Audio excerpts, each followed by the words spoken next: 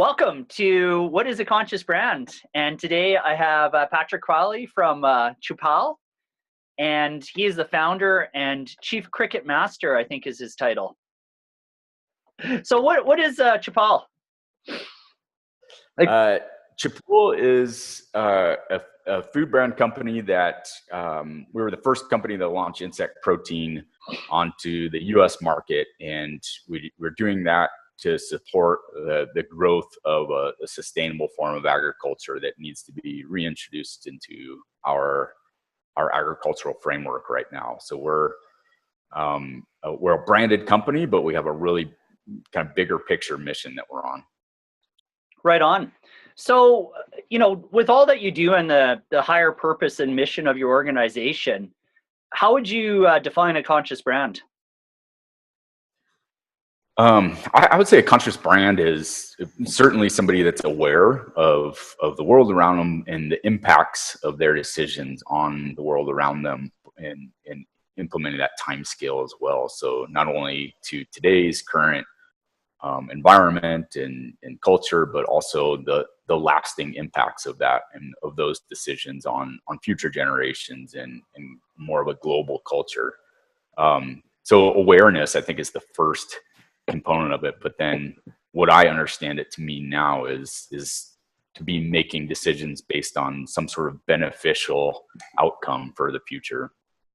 So I suppose you could be conscious of your impacts and not really care, or just have a different time scale and not care about 20 years out, 30 years out, 4 years out. But my understanding of conscious is to be thinking about much longer term. Mm-hmm. So yeah, there's kind of this sustainability gets thrown around a lot, and sustainability is just that, sustaining. I like that idea of future thinking, and I guess the latest word is regenerative, but it really kind of talks about leaving the place better than when you found it, which is a backcountry guide to the world, basically. Yeah. I mean, there's a lot of people have that attitude and philosophy all over the world, all different levels of industries, but there's a lot that don't also, that have really kind of thrown out of balance our agriculture and our diet. And so it's just about rebalancing that, I think. Mm-hmm. So, that rebalance to become a conscious brand, what would you say some of the biggest roadblocks are for organizations going down this path? I think some of the biggest roadblocks are you're often competing with companies that have a shorter term focus. And so when your ability to sell your product, for example, I'll just use Chapul as an example, when your ability to sustain and grow is based on like how fast we can sell our bar per week, at any given grocery store, that really short term performance, when you have this long-term vision, is one of the bigger challenges, I think, because that applies to your quarterly profits, and you're competing with brands that may be trying to sell in 5 years and just maximize growth, and that longer-term vision can often be a deterrent to kind of short-term profits. So kind of that juxtaposition of short-term profits and long-term vision. What sort of leadership do you think is required to balance those two, and I guess hold that creative tension? Oh, good question. Resilience.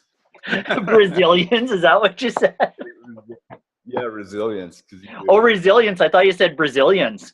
I thought Brazilians had this new leadership model. How resilience applies to that is it's just constantly changing, and so you'll build something up and then it'll be outdated, and so you'll have to change it. And just going back to Chapul and where we're operating the playing field, it's the food distribution is rapidly changing, and so are you able to create a team that has a vision that we're approaching selling a food product in this direction, but now we're going to change because the evolution of food distribution today. And so having that resilience to kind of construct and deconstruct all throughout the path. Yeah, and I imagine that, that resilience, that, what's the latest term I heard? Adaptive capacity. just to be able to, grow and shrink and turn and just be a little more dynamic than linear in your approach to this. I imagine it takes a leader like yourself and then also staff to play with what's going on. Yeah, absolutely. Yeah. All the traditional forms of all the traditional elements of leadership that make that piece of it critical. Effective communication to share that vision and execute on the daily tasks. In addition, kind of that. Yeah. Right on.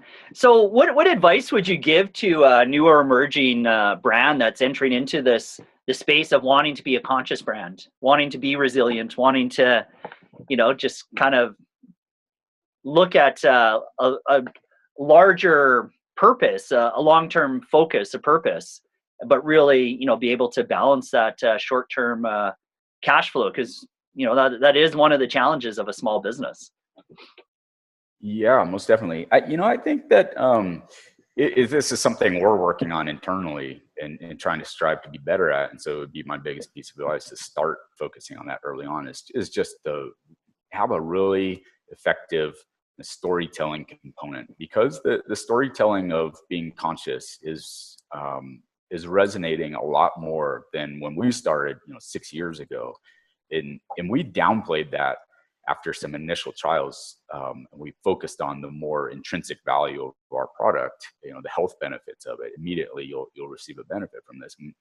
But that bigger picture of vision and trying to do something better for the future means a lot to consumers now. There's a growing level of consciousness just from all of us, I think, that do want to support positive changes through what they purchase and what they put in their bodies and what they share with their family. And so focus on how to tell that story, effectively and creatively and artistically and digitally. That would be the biggest piece, because I think you used to still you have to, while at the same time you're telling that piece, you can't rely solely on it. And so focus on being competitive on all other elements of your business. So you have to be competitive from a financial standpoint and have that grind to be able to think like an economist at the same time of thinking like an environmental scientist. Yeah. And I think, one of those things with story is just having everyone in your organization telling the same story, and just having that consistency with your message. Any last thoughts? Anything you want to share that we should know about? Just industry insight. 2018 is the year of the supply chain. We're really excited for being able to take that step back now.